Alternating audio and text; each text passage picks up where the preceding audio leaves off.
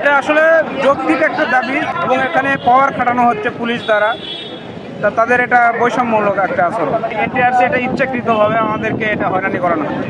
এটা আমাদের প্রতি একটা জুলুম এবং বৈষম্য, কারণ আমরা কেউ এখানে ফেল করি নাই। আসলে যোগ্যতার ভিত্তিতে তাদের যোগ্যতার পরীক্ষা দিয়েই দুটো পরীক্ষা দিয়ে এখানে পাশ করে আমরা ভাইভাতে আসছিলাম।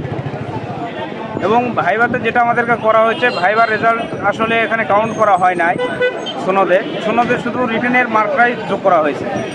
অথচ আমরাও তো তাহলে যোগ্য ভাই, আমরা তো রিটেনের মার্কের জন্য সনদ প্রদান পাই, তাহলে আমরা তো রিটেন পাস করাই তো এখানে ভাইভাতে যাচ্ছি না, তাহলে এই সনদ আমরা পাবো না কেন?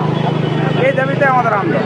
আমরা তো নিস্তার চাওয়ার জন্য তো আমাদের মানববন্ধন করছি দীর্ঘদিন লাগাতারভাবে। আমরা শান্তিপূর্ণ আন্দোলন করতেছি। আমরা কোনো সরকারের ক্ষয়ক্ষতি কিংবা রাষ্ট্রের কোনো ক্ষয়ক্ষতি, জনগণের জানমালের নিরাপত্তা, এই সকল ক্ষয়ক্ষতি আমরা করি নাই। আমরা আমাদের ন্যায্য দাবির জন্য আমরা সুন্দরভাবে আন্দোলন করে যাচ্ছি।